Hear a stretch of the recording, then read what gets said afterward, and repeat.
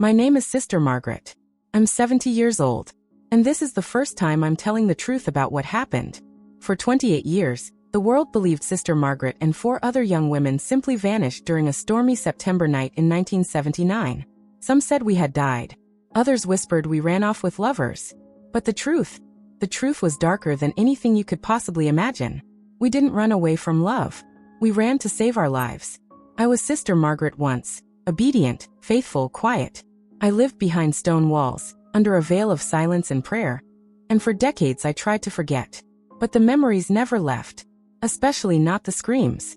This is not a story about broken faith. It's a story about evil that dressed in robes of holiness. The monastery was nestled above the small town of Havenbrook, where gossip traveled faster than lightning. But truth was always slow to catch up. I arrived at St. Gertrude's when I was only 22, idealistic, broken, and desperate to serve God. There were only 5 of us nuns there then. Myself, Sister Eleanor, Sister Sarah, Sister Miriam, and Sister Catherine. We lived under the guidance of Mother Agnes, a stern but seemingly kind woman who believed in silence, obedience, and strict routine. I won't lie, at first I felt safe there. The rhythm of prayer and chores gave me a purpose. I finally felt seen. But the devil doesn't walk with a pitchfork. He walks in silence, behind collars and crosses. That devil's name was Father Thomas. He came to the parish during my 5th year at St. Gertrude's. Tall, charismatic, a man whose voice commanded silence, and whose eyes seemed to look through you. The townspeople adored him. We tried to too, at first. But soon something shifted. I began noticing things.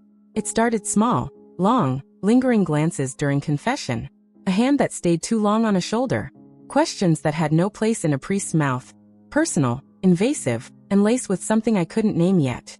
Then one day, I saw Sister Sarah. She was only 19, flinch when he entered the chapel.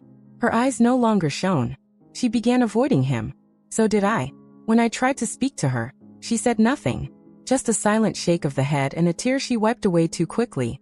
Then Mother Agnes got sick. Pneumonia, they said. She was bedridden for weeks. And suddenly the monastery became Father Thomas's playground. He started showing up more often. Alone. I remember the day I saw him press Sister Sarah into the library bookshelf. I was in the hallway, and I heard a sharp gasp. I peeked through the door crack and froze. His hand gripped her wrist, his mouth too close to her ear. She didn't scream. She didn't move. She just stood there, paralyzed. I didn't sleep that night. I couldn't. What was happening in that sacred place? I turned to Sister Eleanor, the oldest among us. Wise, sharp, and very, very afraid. When I brought it up, she said nothing. Her silence was heavy, but I saw the fear in her eyes. And when she finally spoke, it wasn't a story. It was a warning. Don't ask questions you can't afford the answers to, she said. But I couldn't stay quiet. Not anymore. I started watching, noting every visit. Every time Sister Miriam disappeared for private confession. Every tear I saw wiped away in secret. I documented everything in a small black journal hidden behind the altar cloth. Then one night, Eleanor knocked on my door. Her face pale, her hands shaking. She sat on my bed and whispered just one word. Evidence. That word changed everything. She had been documenting too. But what she had seen, what she had been forced to endure, it wasn't isolated. It wasn't just Father Thomas. And what we discovered, what had been happening for years, was worse than I could have imagined. This wasn't a predator. This was a network. And we were trapped inside it. Eleanor closed the door behind her and placed a single envelope in my lap. Inside were torn pages, yellowed, creased, smudged with tears and something darker. Her handwriting was shaky, but deliberate. He visits late. Always the same hour. The others pretend not to hear. I counted the steps. 36 from chapel to dormitory. He never takes his shoes off. We are not women to him. We are property. I stared at the words. My fingers trembled. It wasn't just Sarah. It wasn't just Eleanor. It was all of us. I heard Catherine sobbing last night, Eleanor whispered. She was praying through it. Praying through it. She collapsed into the chair by my window, her face blank. But behind her eyes I saw fury. The kind that burns in silence for too long. We have to leave, she said. And in that moment, I knew we had crossed a line that no prayer could save us from. The next few days passed in whispers. Eleanor and I watched everything. Timetables. Shadows under doors. Who walked with whom? Who didn't return? Catherine had grown thin, almost translucent. She would sit in the garden, staring at the chapel with a face drained of color. I tried to approach her. "Don't," she snapped. "Please. I can't talk about it." I didn't push her. I understood. Trauma has its own language. One you speak with your eyes in silence. But then one night, I heard a scream. It was muffled, guttural. Not the scream of surprise, but the scream of pain. I jumped out of bed and ran into the hallway. The light from the moon caught Sister Sarah, hunched over by the chapel door, clutching her side, whispering prayers through clenched teeth. Blood stained her nightgown. I helped her to her feet. She sobbed into my shoulder, repeating just one word. Confession, confession, confession. She had been summoned. At midnight. Again. I helped her back to her room. Eleanor was waiting inside. She had already lit a candle, her face unreadable. Sarah collapsed into the bed. Eleanor turned to me. "We're not just victims," she said. "We're evidence." The next morning, Father Thomas was already in the garden when I stepped out. Smiling. Calm. As if the screams of the night before had never happened. He looked at me and nodded. "Sleep well, sister?" I wanted to spit in his face. Instead, I bowed slightly the way we were taught. The rage boiling in my gut almost made me sick. "Yes, Father. And you?" He smiled wider. "Always. The Lord grants rest to his faithful servants." We needed a plan. We couldn't just run. The gates were locked after dark. The telephone only worked in Mother Agnes's office, and she was still too weak to even leave her bed. Her illness had taken her voice, and with it, our last bit of protection. Then it happened. Sister Miriam collapsed in the middle of morning prayer. When we rushed to her, her skin was ice cold. Her lips cracked. Her robe, stained from the inside. Eleanor covered her mouth in horror. "He's not just hurting them," she whispered. "He's destroying them." That evening, the four of us, Eleanor, Sarah, Catherine, and I, met in the storeroom behind the chapel. We spoke in whispers, surrounded by the scent of old wood and candles. We agreed on one thing. We couldn't survive another month in that place. But it wasn't just about escaping. It was about exposing the truth. "We need proof," said Eleanor. "Real proof. Something that no one can deny. Something that survives even if we don't." And so we devised a plan. A dangerous, terrifying plan. One that could get us excommunicated. Or worse. There was an old camera in the storage room. One of those dusty Polaroids they used for parish events. Sister Miriam, before her breakdown, had taught us how to use it. That night, we gave it to Catherine. She was brave in a quiet way. She said she had nothing left to lose. We waited behind the wall near the confession room, in total darkness. Catherine hid inside with the camera, pretending to pray. The air was thick, and every minute felt like an hour. At exactly 11:58 p.m., we heard the door creak open. Footsteps. Then voices. We heard Catherine's gasp. Then the sound of a click. Flash. A scream. Silence. Catherine didn't return to her room that night. We waited. And waited. Until the sun rose. I found the camera outside the confession room, broken. But the photo, the Polaroid, was still there, wedged between the pages of a hymnal on the bench. I pulled it out and felt my knees weaken. There he was. Father Thomas. One hand on Catherine's throat, the other lifting her robe. His eyes staring straight into the camera. The truth, captured in a single moment. I hid the photo in my Bible deep beneath my mattress. And that morning, when Father Thomas led Mass, pretending all was well, I realized one chilling fact. Catherine was gone.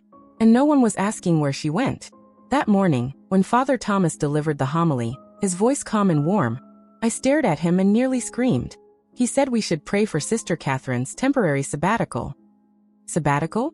She never packed. Never said goodbye. No letter. No blessing. No rosary left behind. Sometimes, when the Lord calls us to quiet, we must follow, he said. His eyes met mine as he said it. And for the first time, I saw it clearly. He knew I knew. And worse, he didn't care. After Mass, I ran to her room. It had already been emptied. The bed was made. Her closet stripped clean. Her Bible gone. The others didn't need an explanation. Eleanor was in the hallway, pale and still. Sarah was in the chapel, rocking slightly, whispering the same phrase over and over. She's gone. Just like the others.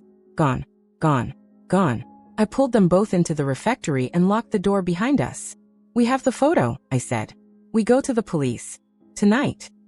But Eleanor shook her head. They won't believe us. Not without Catherine. She was right. In that small town, the church was the law. Father Thomas had baptized their babies, buried their dead, and charmed their wives. No one would believe four hysterical nuns. We needed undeniable truth. More than a photo. We needed voices. And there was only one voice left that held power in that place.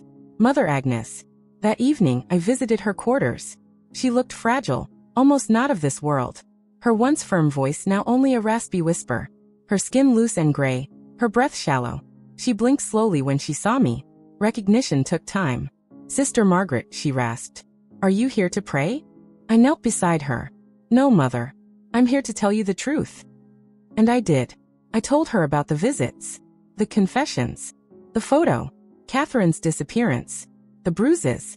The blood. The silence. I told her how Father Thomas had turned our monastery into a cage. How the silence had become a weapon. She said nothing for a long time. Then she reached slowly beneath her pillow and pulled out a small, leather-bound notebook. She placed it in my hand. I know, she said. My heart nearly stopped. I knew since 1975. I reported him to the bishop. Twice. They told me to pray harder. She coughed, her eyes watering. He wasn't the first. But he was the most dangerous. He wasn't interested in the flock. He wanted control. Devotion. Obedience. I failed you. She wept. I had never seen her cry. Not once. But I can still help, she whispered. Take the journal. And go to Sister Miriam. She remembers more than you think. That night, the three of us, Eleanor, Sarah, and I, opened the journal in secret. It was filled with names, dates, whispered confessions from nuns long gone. Some were marked with crosses beside their names. Crosses meant transferred. But not one of them had ever written back. Some of the entries were devastating. Sister Beatrice bled again today. Said it happened during confession. Too afraid to speak. Father T. insists we do not question his methods. I fear we are raising lambs for slaughter. It was all there. Decades of systemic abuse. All hidden behind stained glass and silence. We knew what we had to do. We had to escape. And not just for ourselves, but for every girl who might enter that monastery after us. For every voice that had been silenced. We chose the night of October 14th, the feast of St. Callistus. The town would be distracted by a procession in the square. The monastery would be expected to stay in quiet fasting. No one would come to check on us. It was our only chance. We hid the journal in Eleanor's satchel. I kept the photo of Father Thomas under my blouse. And Sarah? Sarah carried nothing. Only a Bible in her hands and grief in her eyes. At midnight, we moved. The iron gate at the rear of the grounds hadn't been opened in years, but Eleanor had found the rusted key weeks before. It screeched as she turned it. I thought the whole hill would hear. We didn't even make it 5 steps before we heard the voice. Going somewhere, sisters? We froze. Father Thomas stood at the edge of the courtyard, his shadow cast long by the moonlight. His hands were behind his back. He looked amused. I told them, he said. I told them the new generation was weak. Full of questions. Full of sin. He stepped forward. You've all made a mistake. And the Lord does not forgive betrayal lightly. Sarah began to tremble. Eleanor stood in front of her, shielding her with her body. We know what you did, I said. We have proof. And we're going to the police. He laughed. You think that matters? You think anyone out there wants to believe that their holy man is a monster? You'll be labeled mad, possessed, bitter, and you'll be left in a cell or a hospital bed with no visitors. He reached into his robe. I thought he had a weapon. I braced myself. But it was a lighter. He flicked it once, casually. Why do you think so many of them left no trace? You think you're the first to try? He stepped closer. Give me the journal. I stepped back. No. He looked at Sarah. I'll ask again. No. Then Eleanor stepped forward, and with a calm, clear voice said, You'll never see this place again. And she threw the contents of her satchel into the courtyard. Not the journal, but dozens of torn, blank pages from hymnals. While he lunged forward to grab them, we ran. Ran through the open gate. Down the hill. Through the dark woods that bordered Havenbrook. My heart nearly burst from fear and running.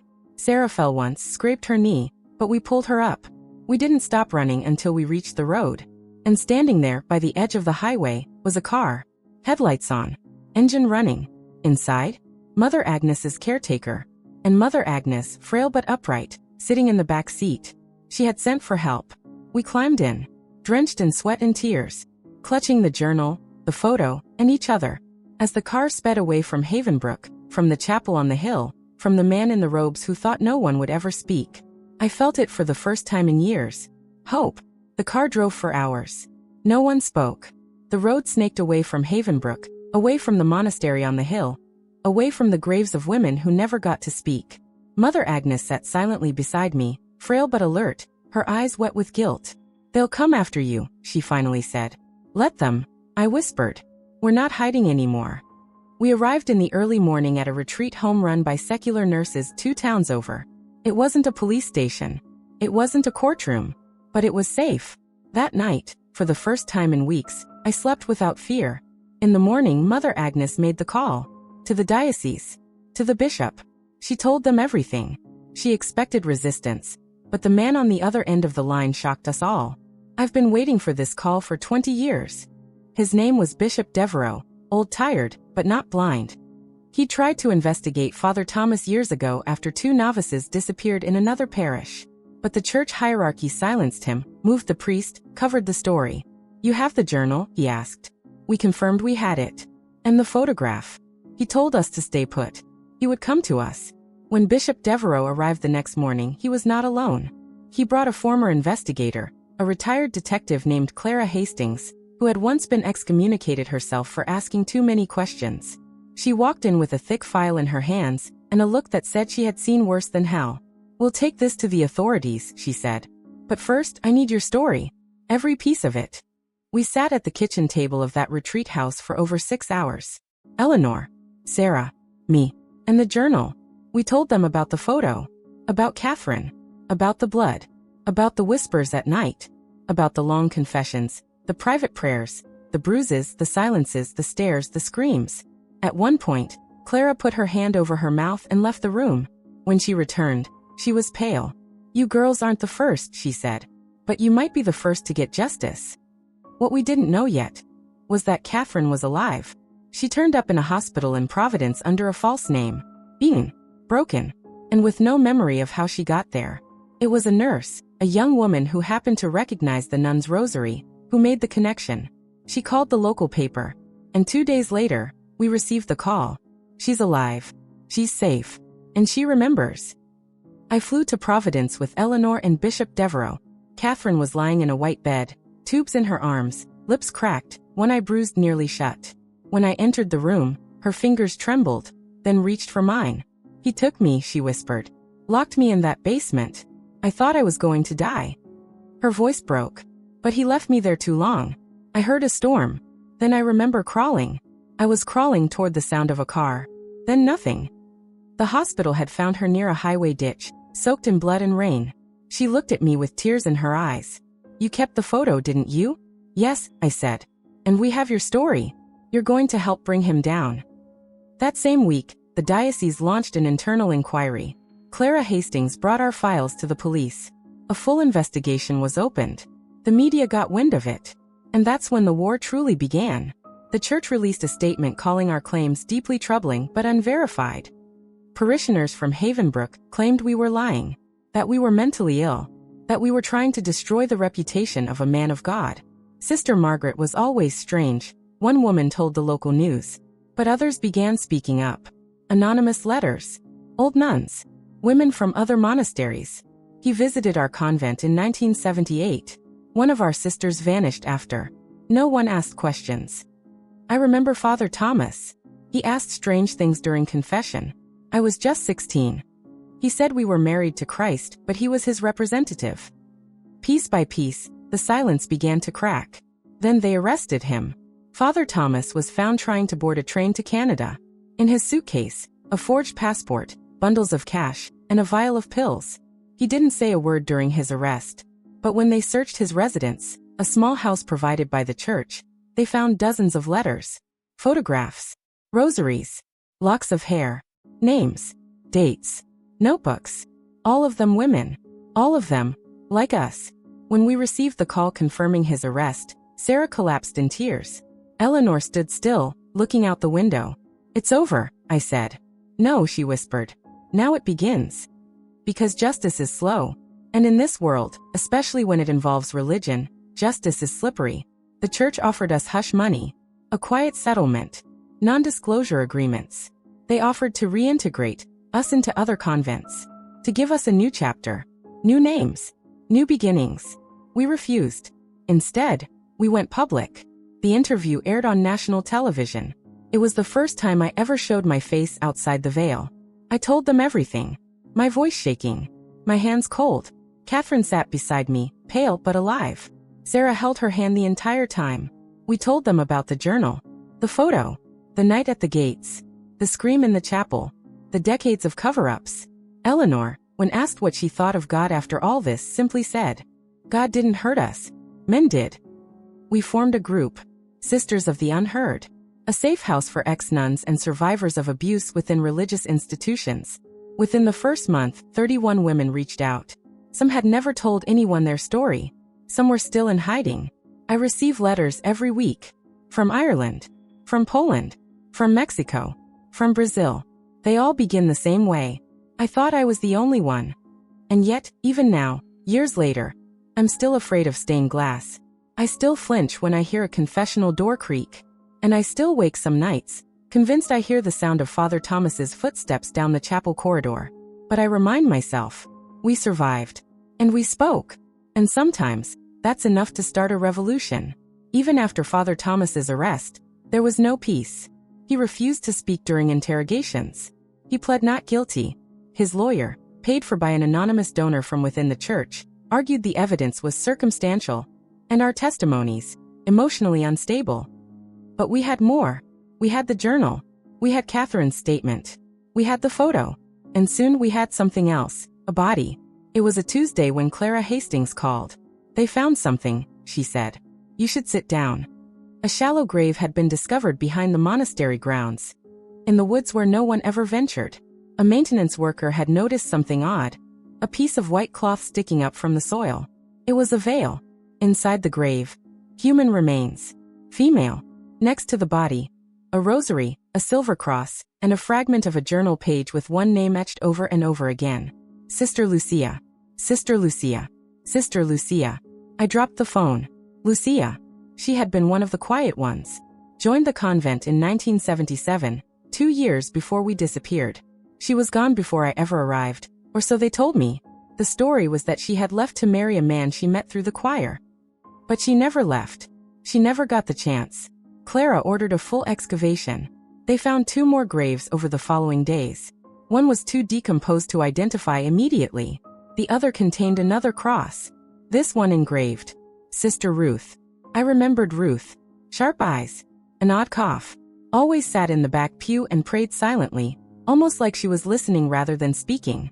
They said she had left the faith, that she had abandoned her vows. The shame was heavy when they spoke her name, as if she had betrayed God. But it was they who betrayed her. The headlines exploded. Human remains found on monastery grounds. Church cover-up goes deeper than expected. 3 nuns confirmed dead, more feared missing. But with every article came a backlash. Online strangers called us liars, apostates, heretics. We received threats in the mail, crosses with red paint, letters warning us to repent before death finds you. Some of the worst came from within the church. A priest from another parish wrote a public letter titled, "Sometimes Women Lie, Even When They Wear Veils." We were warned not to attend Mass in public. And so for the first time in my life I prayed alone. Eleanor took it hardest. She stopped eating, grew thinner, quieter. "I thought we made it out," she whispered one night. "But we're still in it, just without the walls." I sat with her through the night, reading aloud from her favorite psalms. But nothing seemed to soothe her anymore. Sarah, meanwhile, had taken a different path. She wrote everything down.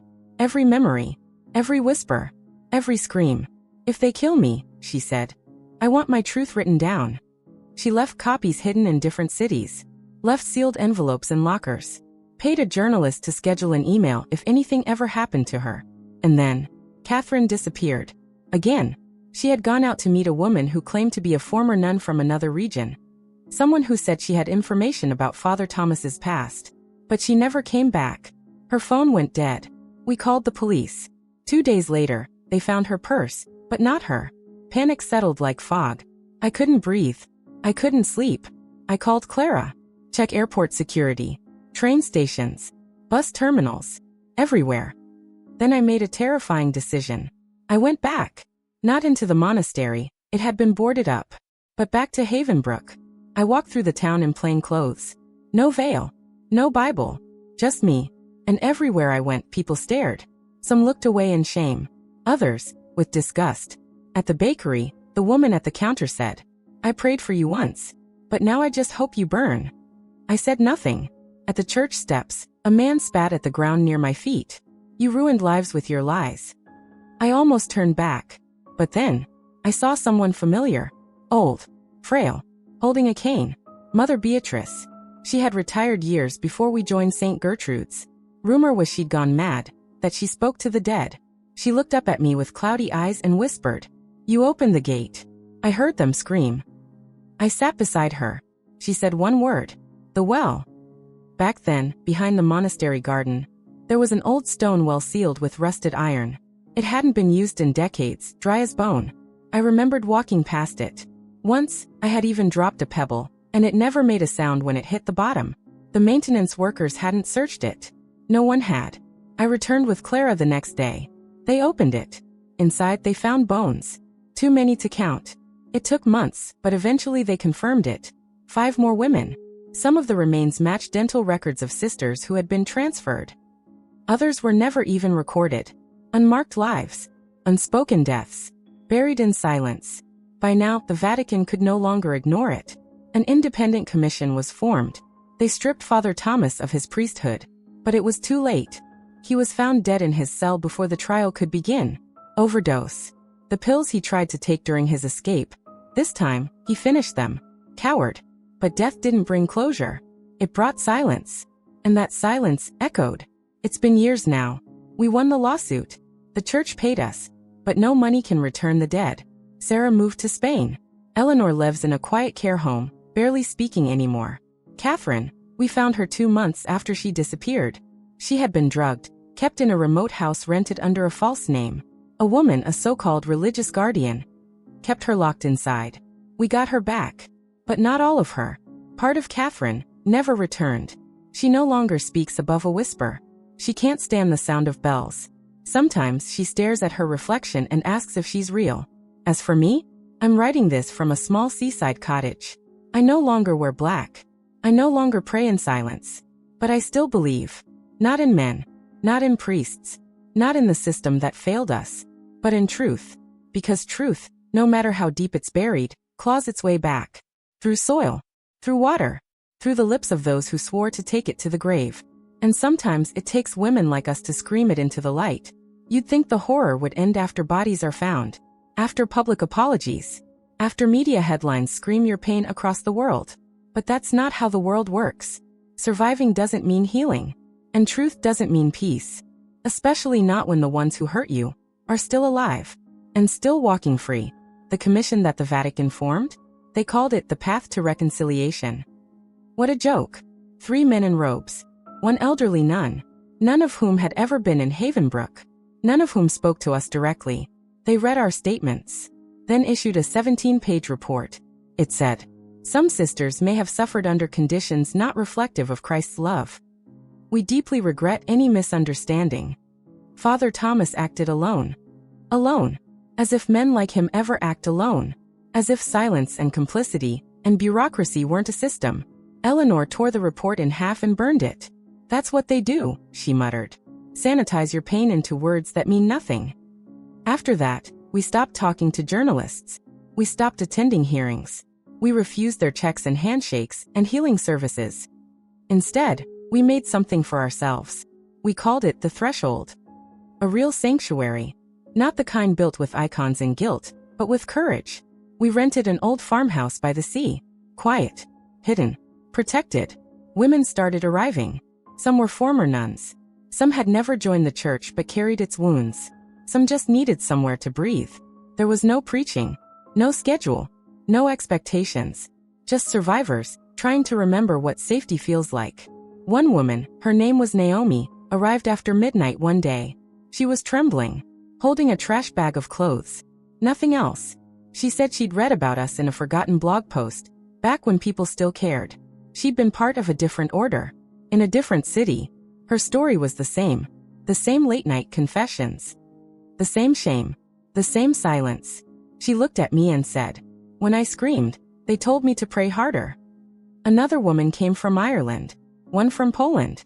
One, a priest's daughter, who had been told that her birth was God's test to her mother. All of them had been crushed under holy words. We kept records. Every woman who came. Every story. Every injury. Every name.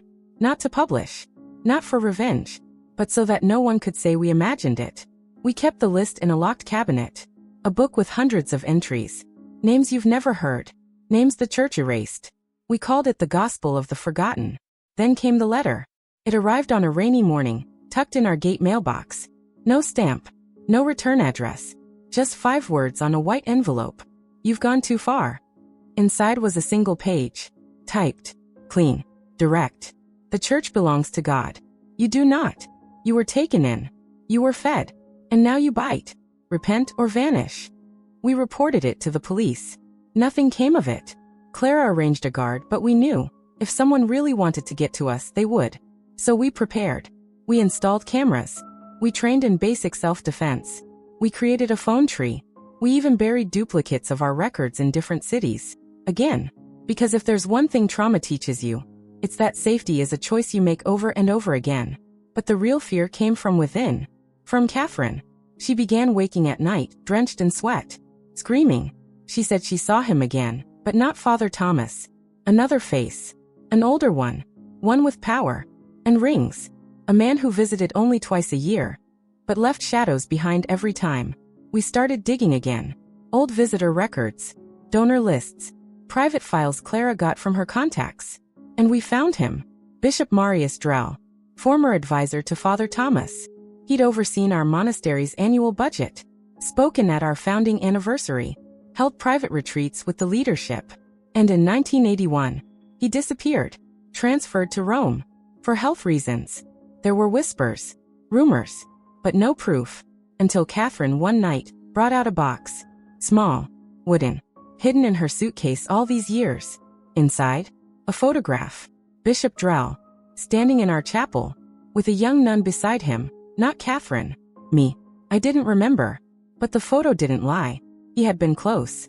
Too close. His hand on my shoulder. I stared at it for hours. 100 questions spiraling in my mind. Was he there when Thomas attacked me? Did he know? Did he tell him to? Or worse, did he choose me? I sent the photo to Clara. Within 48 hours, she confirmed it. Bishop Drell had been accused twice in the 1990s, both cases sealed. He was still alive. Still active in a consultative role for the Vatican. Still writing books. Still appearing on talk shows. Still preaching purity and obedience. I sat in our chapel that night. Alone. Lit a candle. And for the first time in years, I did not pray. I made a vow. A new kind. Not to God. Not to the church. But to every woman whose name is in our book.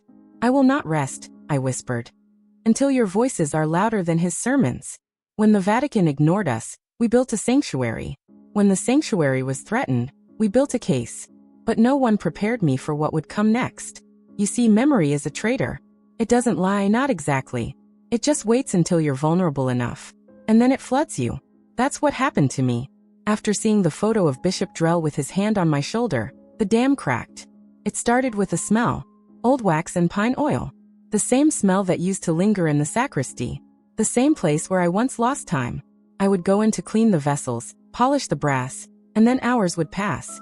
I'd come out trembling, my sleeves damp, my breath short. I told myself I'd been praying. But no one prays like that. Eleanor was the one who noticed. She placed a hand on mine and whispered, "He took you too, didn't he?" I didn't answer. I didn't have to. We began documenting again.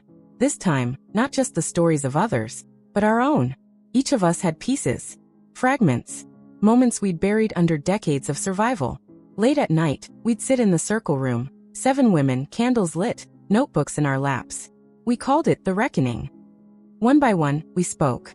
No interruptions. No pity. Only acknowledgement. Catherine talked about the bleeding. Naomi about the forced cleansings. Eleanor about the time she ran barefoot through the snow to escape the library. And me? I didn't speak for 2 weeks. Then one night I did. I talked about the sacristy. About the statue of Mary that always watched. Her face too serene, too silent. About how I'd kneel before her, ashamed and cold, after he left. And about the worst part, that I thought it was my fault. That I believed, at 19, that I had somehow tempted a man of God. The circle didn't cry. They nodded, because they understood. Abuse doesn't end when it stops. It continues inside you, in your doubts, in your inability to trust, in the way you flinch at kindness and tense at silence. Then came the second letter. This one had a seal, not of the church, but of a private legal firm in Rome. It read, "Your continued statements are defamatory, unverified, and dangerous to the public good. Should you persist in disseminating unsubstantiated claims, we will be forced to pursue legal action and formal excommunication proceedings." There was no signature, just initials, MD. Marius Drell. Clara called in every contact she had. Former nuns, journalists, one retired canon lawyer. What we learned chilled us. Drell wasn't just surviving. He was expanding. He'd opened 3 new seminaries in Latin America. He hosted retreats for disciplined priesthood. He was rumored to be on the shortlist for cardinal. Our records, our hidden gospel, were now dangerous to him, which meant we had power. That realization terrified me. For years we had lived quietly, rebuilding ourselves, stitching safety into our bones. But now we had a choice. Expose everything, or stay hidden and safe. The circle voted. Unanimously. We would speak. We prepared a dossier. Clara organized the timeline. Naomi curated testimony. I provided names and corroborations from old files. But we didn't send it to the Vatican. We sent it to the world. Every major news outlet. Every survivor network. Every lawyer who ever took a case against the church. And then we waited. Nothing. Not for 3 days. Then the dam broke. The Guardian ran a story. Monastery of Silence. Former nuns exposed decades of abuse. Within hours, BBC followed. Then CNN. Then Le Monde. Then Der Spiegel. By the weekend, our gates were surrounded by reporters. We didn't speak to them directly, but we watched the world start to hear us. And then something strange happened. Letters arrived. Not threats. Not warnings. Letters from women. Hundreds. From Mexico. From Croatia. From Kansas. From Italy. They told stories of the same bruises. The same locked doors. The same holy silence. We added them to the gospel. Our locked book soon became 2. Then 3. We called it the Gospel of the Buried. But peace didn't follow. Catherine disappeared. She left a note. "I'm sorry. I need to remember who I was before I was broken. I'll be back. Or maybe I won't. But I love you." We didn't blame her. Some pain needs distance to breathe. But I missed her terribly. She had been my mirror. My sister. The first to call it evil when I still called it misunderstanding. Her absence cracked something in me. For the first time, I allowed myself to imagine what life would have been if none of this had happened. Who would I be? Would I have had children? Would I have had love? Would I have danced? I lit a candle again. But not to pray.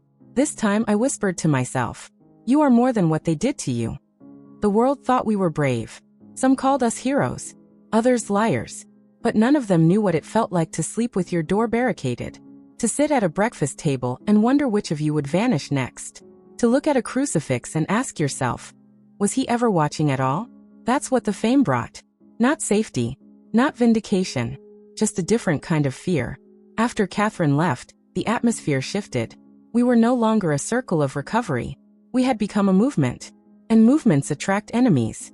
Some were subtle, anonymous letters, emails filled with scripture twisted into threats. Others were louder.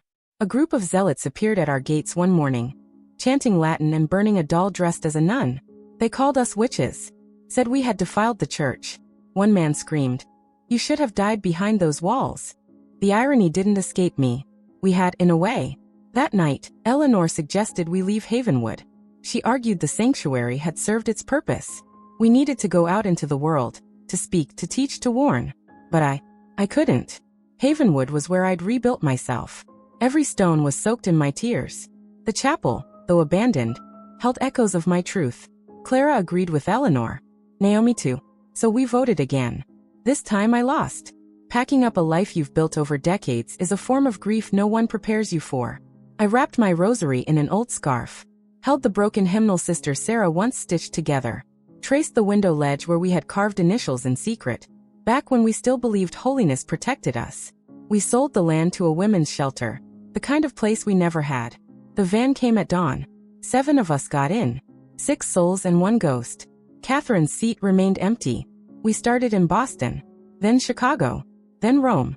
Everywhere we went, survivors emerged from the shadows like night creatures discovering the sun for the first time. One woman in her 80s whispered, "He used to come into the orphanage at night. They said he was an angel sent by God. But angels don't smell like whiskey and blood." Another, barely 20, trembling as she spoke, "He told me confession was meant to be intimate." Each story chipped away at the silence. And with each one, I felt more righteous in our fury. Until Florence. That's where I broke. We were staying in a convent repurposed as a retreat center. The nuns were kind, progressive, curious about our mission. But one night, I wandered into the old chapel alone. The moonlight made the statues look alive. Mary held Jesus in stone arms, her face cracked from centuries of prayers and sorrow. And then I saw the confessional booth, just standing there, like a mausoleum of secrets. I don't remember walking toward it. I only remember being inside, kneeling, waiting. And then, in the silence, I whispered words I hadn't said in 40 years. "Forgive me, Father, for I have sinned." My voice cracked. I began to sob, not because I thought I had sinned, but because some part of me still believed I had to apologize for surviving. The next morning, I didn't speak. Not to Eleanor. Not to Clara. Not even to the young girl who handed me flowers after our speech. Inside me, the war had restarted. The war between guilt and clarity. Between the doctrine I'd swallowed and the truth I'd lived. It wasn't until Naomi handed me a notebook that I resurfaced. Inside it were messages. Hundreds. Written by girls. By women. By grandmothers. By men. Each began the same way. "Because you spoke, now I can." They listed what they could now do. Sleep with the lights off. Tell their daughters the truth. Write the name of the man who broke them. Stop blaming God for silence. It saved me. Their words, not scripture. Their pain, not theology. Then the phone rang. It was Catherine. Alive. Shaky. In Lisbon. "I want to come back," she said. "I think I'm ready to tell the part one never told anyone." We booked her flight the same day. When she arrived, she looked thinner, but sharper. Her eyes were heavy with grief, but also something else. Conviction. We gathered around her, and she finally told her secret. At age 24, she had a child. A boy. Born in the infirmary of the monastery. The result of one of Father Michael's visitations. He had been taken from her at birth. She was told he died. But he hadn't. She had spent the last year tracking him down. And she had found him. Alive. 39 years old. Living in Spain. A teacher. Unaware of who his mother truly was. "I'm going to tell him," she said. "And then I'm going to tell the world." We cried. Not out of sorrow, but because for the first time, someone among us had reclaimed what was stolen. Not just a voice. A life. The truth we carry isn't just stories or scars. It's bodies hidden in plain sight. It's the lives erased, the names whispered in silence. And sometimes, the dead come back to haunt us. Catherine's revelation about her son was just the beginning. She showed us the photographs. Old, faded, but unmistakable. A small boy. Dark eyes. Same sharp chin as her. He had grown up in foster homes. They told him he was orphaned. Told him his mother abandoned him. But Catherine never abandoned him. She fought in silence. Using every contact, every shred of hope. And then came the document. A birth certificate, signed by a priest we knew well. The date. The place. The name of the child. And most horrifyingly, a note in the margin, written in Latin. Infans non salvandus. Child not to be saved. I still can't look at that note without my hands trembling. It wasn't a clerical error. It was a death sentence. One carefully hidden in bureaucracy. One meant to make sure a child never saw the light of day. But the child did see the light. And he survived. We decided to find him. The search wasn't easy. No one wanted to talk. Church records were sealed. Social workers protected by layers of legalese. We had to use every trick, every secret favor. After weeks of hunting, we finally tracked him down. His name was Matteo. 39 years old. Unaware of the truth buried beneath his life. I remember the day we met him like a wound that never closes. We arranged to meet at a cafe in Madrid. Catherine's hands shook as she held the envelope with his birth certificate. Matteo arrived, tall and reserved. His eyes scanned us, suspicion mixing with curiosity. When Catherine stood, tears in her eyes, and spoke his name, the silence was broken. "Matteo, I am your mother." His face went pale. His hands clenched the cup. "You're lying. Why would you say that? Who are you?" She told him everything. Every stolen moment. Every lie. Every secret. He listened. Not with anger, but disbelief. It was too much. Too sudden. Too cruel. After hours he left. No goodbye. No promise. Just a phone number scribbled on a napkin. Days passed. We waited. And then he called. His voice was soft. "I don't know what to feel. I have questions. So many questions. But I want to know you." Catherine's tears flowed freely. She was no longer just a survivor. She was a mother fighting to reclaim what was stolen. But Matteo's story wasn't the only horror we uncovered. As we dug deeper, more names emerged. More children. More secrets. One woman, Elena, revealed she had been forced to give up twins. Her baby girls taken from her the day they were born. She said the church told her it was for the greater good. She had never heard from them again. Another, Sophia, shared how she found a mass grave near the monastery. 23 small bodies. Children. Babies. Buried under an old oak tree. I remember standing there with her. The dirt still fresh. The smell of earth and rot. A graveyard of secrets no one wanted to admit. We took the evidence to authorities. The local police promised investigations. But months later, nothing happened. It was clear. Justice would not come easily. Then the threats escalated. Anonymous calls at night. Cars following us. Strangers watching from shadows. One morning, we found the front door smeared with red paint. Fear tried to silence us. But we were louder than ever. We spoke to reporters. We testified at hearings. We held vigils for the lost children. Our story spread. Across continents. Across generations. But with every step forward, the weight of what we uncovered pressed heavier. We weren't just fighting men. We were fighting an institution that built its walls on silence and blood. I lie awake some nights, haunted by the faces of children I never met, by mothers whose screams were muffled by prayer, by the ghosts of innocence lost. But I also dream of a day when truth is not a weapon, when silence is broken by song, when the church finally looks at itself in the mirror. Until then, we carry their stories, their names, their lives, because to forget is to betray, and we will never betray them. After months of searching, speaking, and fighting, the weight of silence pressed on us like a stone we could never lift. The world heard our stories, but it rarely acted. Church leaders gave rehearsed apologies, their voices cold and detached. Local officials dragged their feet, unwilling to disturb the sanctity of tradition. The media moved on to newer scandals. But we, the survivors, were left holding the ashes of our past.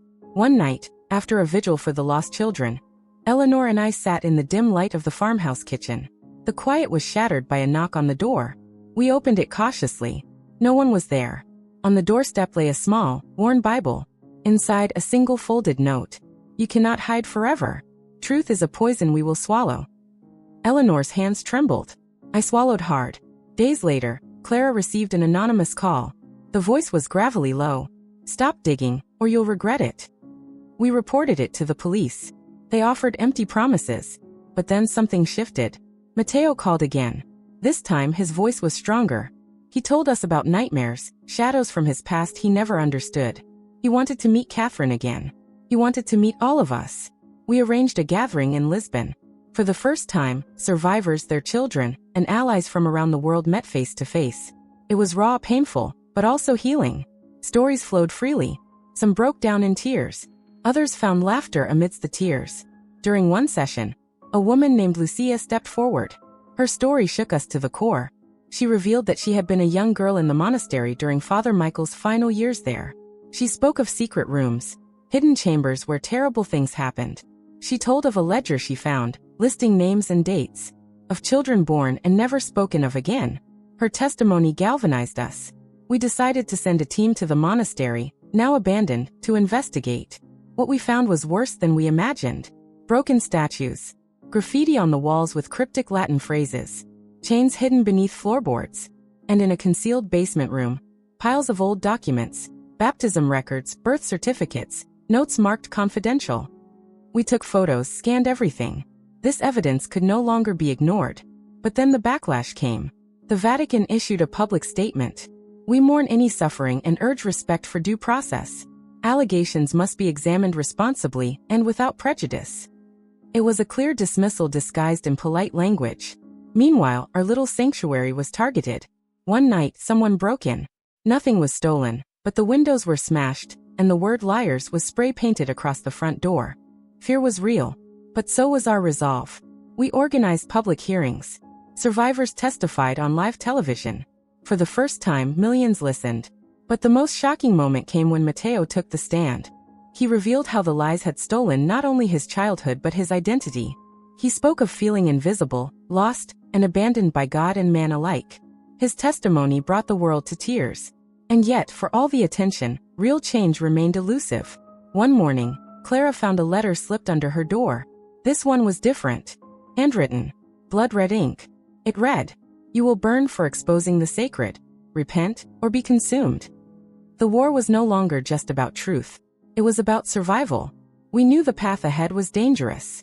But for every threat, every dark night, every lost friend, there was a light. A spark. A promise. We were no longer just survivors. We were warriors. And we would never be silenced again. The monastery stood there like a forgotten tomb, hidden beneath ivy and decades of lies. We had waited months for the right moment. A small window when no one would suspect we'd be there. Armed with flashlights, cameras, and our resolve, we crossed the threshold of the place that had been both our prison and crucible. The air was thick, heavy with the weight of untold stories. Our footsteps echoed down hallways where silence had reigned for decades. Walls whispered secrets, cracked plaster peeling like old skin. I could almost feel the ghosts following us. The first room we entered was the sacristy. Dust covered every surface. Broken glass from shattered vessels glinted like shards of memory. On a desk, a rusted key chained to a leather-bound book caught my eye. It was a ledger, handwritten in spidery Latin script. Entries detailed births, deaths, and disappearances. One phrase repeated over and over, chilling in its cold finality. Non salvandis. Not to be saved. We moved on, deeper into the bowels of the monastery. At the end of a narrow staircase, hidden behind a rotting tapestry, we found the door. It creaked open to reveal a cold stone chamber, a crypt of sorrow. Inside, rows of small wooden coffins lay stacked. Some cracked and broken. Some with names still barely visible, written in fading ink. Names of babies. Of children born in secrecy. Of souls erased. Naomi wept softly. Eleanor stood silent, eyes fixed on the ceiling as if searching for answers. I felt my own breath catch. How many had been lost here? How many dreams extinguished before they could even begin? Suddenly, Clara found something. A small box sealed with wax and a symbol we recognized, the crest of the monastery. Inside, photographs. Black and white. Grainy, but horrifyingly clear. Faces of children. Some sleeping. Some crying. Some with bruises. One photo stopped me cold. A baby swaddled, but with a black ribbon tied tightly around the wrist. A symbol of condemnation. A mark that this child was doomed. We collected everything we could. Documents. Photos. The ledger. But our presence hadn't gone unnoticed. As we left, we heard footsteps, hurried, purposeful. A shadow darted down the hallway. We ran. Out into the cold night. Heart pounding. Back at the farmhouse, we gathered around the evidence. We knew this would change everything. The next day, Clara contacted a trusted journalist, Marco, a man known for exposing corruption. He agreed to help. We handed him the files. Within days, his report went viral. Headlines screamed, "The monastery's secret graveyard. Evidence of child sacrifice and cover-up." The church was forced to respond. Cardinal Vincenzo held a press conference. His words were hollow apologies, deflections, promises of internal investigations. But none of us believed him. Threats escalated. Late one night, the farmhouse was vandalized. Windows shattered. Walls smeared with hateful words. "Witches. Liars. You will burn." We called the police. They said it was vandalism, and likely unrelated to your claims. Fear pressed in on us. But so did determination. Mateo came to visit. He brought news. News that shattered what little calm we had left. He had been contacted by someone. Someone claiming to represent the church. They offered him money. A deal. To keep silent. To forget. He refused. But he knew the cost. The next day, his apartment was broken into. Nothing stolen. But his personal papers were rifled through. He went into hiding. We realized then that this was not just a fight for truth. It was a fight for our lives. One evening, as the sun dipped below the horizon, I sat alone in the chapel. Light flickered from a candle. The statues seemed to watch. The silence was thick. I whispered a prayer, not for forgiveness but for strength. For all of us. For the children who never had a chance. For the women who refused to be silenced. The journey ahead was uncertain. But one thing was clear. We would not stop. Because beneath the veil of holiness lay a darkness too deep to ignore. It was a bitter dawn when we returned to the farmhouse. Our bodies heavy but our spirits burdened with a newfound purpose. The monastery's secrets had clawed their way into our souls. But the nightmare was only beginning. We gathered around the worn oak table. Documents spread before us like a testament to decades of suffering. Matteo, despite his ordeal, sat with a quiet resolve. His eyes, once clouded with disbelief, now burned with a fire born from the weight of his heritage. The days that followed became a blur of meetings, calls, and planning. Our circle, once fractured by fear, found strength in unity. But every step forward drew shadows closer. The phone rang incessantly. Some calls were silence, others filled with threats veiled in religious rhetoric. Repent, one whispered. Confess, another demanded. We learned that faith could be wielded as a weapon sharper than any blade. Then came the letter. Delivered without warning, it was sealed with a wax emblem we recognized all too well. The crest of the monastery, but distorted, twisted. Inside was a single sheet handwritten. You trespass on sacred ground. The sins of the past are buried. Leave them be, or join the forgotten. The message was clear. Stop or suffer the consequences. But how do you stop when the truth burns in your veins? Matteo's presence became a beacon and a shield. He agreed to speak publicly, to share his story and ours with the world. The day of the press conference was electric. Reporters packed the room, cameras flashing like a storm of fireflies. Matteo stood tall, his voice steady despite the weight of decades. He recounted his childhood, stolen innocence, whispered lies, and a void where a mother's love should have been. The room was silent, the world listening. But silence was fragile. That night, the farmhouse was broken into again.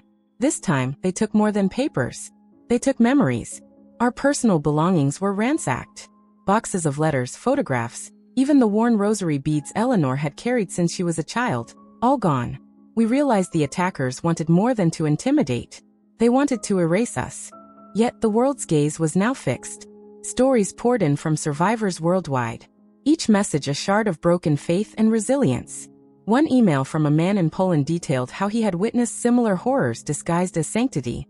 Another from Brazil spoke of children hidden away in remote seminaries. The pain was global.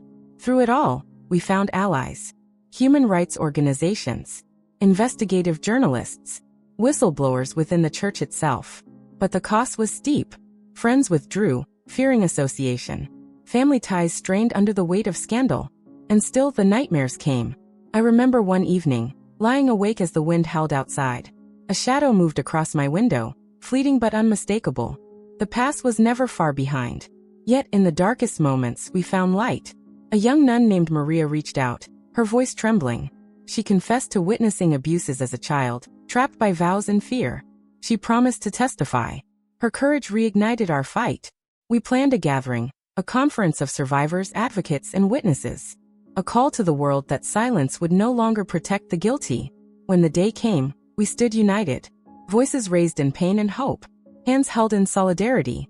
And for the first time in decades, I felt the chains break.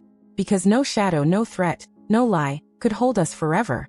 The conference hall was packed. A sea of faces, some familiar, many new. But all carrying stories that could no longer be silenced. We had become a chorus of voices raised against decades of darkness. The room buzzed with tension and hope. Matteo stood at the podium, his hands gripping the edges as he began. He spoke not only for himself but for every child who had been hidden away. Every mother whose cries were smothered beneath vows and walls. His words were raw, shaking the very foundations of those who listened. Behind these walls, he said, there was a place of worship and a place of horror. A place where faith was twisted into a cage. When he finished, the applause was thunderous. But outside, the storm was gathering. Days later, Eleanor received a message that chilled her to the bone. You have crossed the line. Leave now, or face the reckoning. The next morning, our farmhouse was surrounded. Masked men with cold eyes and heavier weapons blocked our exits. We were trapped. But surrender was never an option. With calm voices and steady hands, we spoke to the press, broadcasting live our ordeal. Cameras captured every moment. The world watched. International outrage exploded. Governments demanded answers. Investigations were launched. Inside, we knew the fight was far from over. Mateo's discovery of his father's secret past opened new wounds. Documents revealed the priest who abused us was part of a network, a hidden circle protecting its own. One night, as I read through letters hidden in the monastery's archives, I stumbled on a name that made my blood run cold. The same priest was still alive, living quietly in a remote village. We decided to confront him. The journey was long, tense, and filled with dread. We arrived at a small house, overgrown with vines, almost invisible. I stood on the porch, heart pounding. Inside, a man waited, calm, unrepentant. Our confrontation was fierce. He denied everything, laughed in our faces, called us liars and sinners. But his mask slipped, a flicker of fear in his eyes, a tremble in his voice. Justice was slow but inevitable. We provided the evidence to authorities. After months of hearings, the priest was finally arrested. But the real victory was deeper. Survivors found healing in truth. Communities began to rebuild trust. And the church, shaken to its core, faced calls for reform. Yet the scars remain. Some nights, I still hear the whispers, still see the shadows. But I also hear laughter. Because we survived. We spoke. We fought. And in the echoes of our silence broken, a new dawn rises. After the arrest of the priest, many thought the nightmare was finally over. But for us, it was only the beginning of a long and painful road toward healing. The world had seen a glimpse of the darkness hidden behind the monastery walls. Yet the echoes of those sins reverberated far beyond. We held gatherings where survivors shared their stories, sometimes for the first time. The rawness of the pain was unbearable, but so was the silence that preceded it. Every story was a thread in a tapestry of betrayal and resilience. Mateo became a pillar of strength for many. His willingness to face the past inspired others to step out of the shadows. Together, we started a foundation dedicated to helping survivors of religious abuse. We offered counseling, legal aid, and a safe space for those who had been silenced. But the opposition didn't disappear. Letters filled with venomous hate arrived weekly. Our phones buzzed with threats. Some nights, we heard footsteps outside. But when we looked, no one was there. One evening, Eleanor received a package. Inside was a rosary, cracked and stained, with a note that read, "You play with fire. Beware the flames." Fear was a constant companion. Yet we refused to bow. I remember a moment during one of our support meetings when a young woman, barely out of her teens, shared her story. She spoke of a priest who used scripture to justify his cruelty. She talked about feeling trapped in a cycle of pain and silence. Her words shook the room. It was clear. The wounds inflicted were not just physical, but spiritual and emotional. We pushed harder for reform. Petitions circulated. Public forums held. Calls for transparency and accountability grew louder. Slowly, cracks appeared in the old system. Some clergy resigned. Policies changed. But not everyone welcomed the change. One morning, Clara found the door to her home vandalized. Scrawled in red paint were the words, "Traitor." We reported it, but the message was clear. Some still wanted us silenced. The struggle took a toll. Friendships strained. Family ties frayed. But amidst the chaos, moments of hope blossomed. Mateo reconnected with his birth family. It was a fragile but beautiful reunion. We attended ceremonies honoring the lost children. Memorials erected where graves had once been unmarked. Healing began in the small ways. One night, I sat alone in the old chapel, now restored and filled with light. I traced the worn wood of the pews, whispered a prayer not for forgiveness, but for courage. For the courage to keep fighting. For the courage to speak truth to power. The price of truth is high, but it is a price we are willing to pay. Because every voice silenced before us was a life lost. And we will not let their stories die with us. The years of pain, silence, and fear had carved deep scars into our souls. But standing here now, I realize those scars also tell a story of survival, courage, and redemption. The final chapter of our journey began not with a grand gesture, but a quiet moment in a crowded courtroom. The trial of the network behind the abuses finally commenced. A trial that exposed decades of cover-ups, complicity, and cruelty hidden behind the walls of faith. Mateo, Eleanor, Clara, and I took the stand alongside dozens of survivors, our voices trembling but unwavering. We spoke of the stolen childhoods, the broken vows, the betrayal by those sworn to protect us. For the first time, the world saw not just victims but warriors. The court sessions lasted months. Each testimony peeled back layers of deceit. Documents once sealed were opened to public scrutiny. Names once whispered in fear were finally spoken aloud. But justice was not easy. The church fought fiercely, wielding power and influence. They attempted to discredit us, to silence us again. Yet, with every attempt, our resolve grew stronger. Outside the courtroom, supporters gathered daily, holding signs, singing hymns of hope and justice. The movement we had sparked ignited worldwide calls for reform. And in the midst of this storm, healing began. Matteo reunited fully with his birth family, forging bonds long denied. He found peace in understanding his past and hope in shaping his future. Eleanor found solace in sharing her story, helping other survivors find their voices. Clara dedicated herself to advocacy, lobbying for laws to protect vulnerable children. And I, Grace, found my faith renewed, not in institutions, but in the strength of human spirit and truth. One evening, as the sun set over the small town where our journey began, we gathered at the restored monastery. No longer a place of fear, but a memorial of resilience. We lit candles for the children lost, for the mothers who fought in silence, for the survivors who carried scars both seen and unseen. The air was thick with emotion, but also with hope, because even in the darkest places, light can find a way. And even when voices are silenced, the truth will find a way to speak. Our story ends not with despair, but with a call for courage, a call for justice, a call for remembrance. To every soul lost, to every survivor fighting, to every person seeking truth, know this: you are not alone. The price of silence is too high, but the price of truth is worth everything. And so, with trembling hands and steady hearts, we step into the future, not as victims, not as broken spirits, but as warriors of light. Thank you for listening. Please share this story. Please speak up. Please remember, because the past may be dark, but the future can still shine. I forgave the institution that failed us, not to absolve the sins, but to free myself from anger. And most importantly, I forgave God. For so long, I was in rebellion against him. How could he allow so much evil in his house? How could he seem so absent when we needed him the most? Today, I understand that God was present all along, helping us in the strength we discovered within ourselves. God never promised us a life without suffering, only that he would be with us through it. I realized that pain teaches us, but faith sustains us. The phrase pain can either destroy us or teach us became my mantra. But it's not blind faith. I mean the faith that questions, that seeks truth, that supports us in the darkest nights. Many ask me if I still consider myself a nun. My answer is always the same. I never stopped being Sister Margaret in my heart. I took vows of chastity and obedience at 16, poor and young, and I still honor them.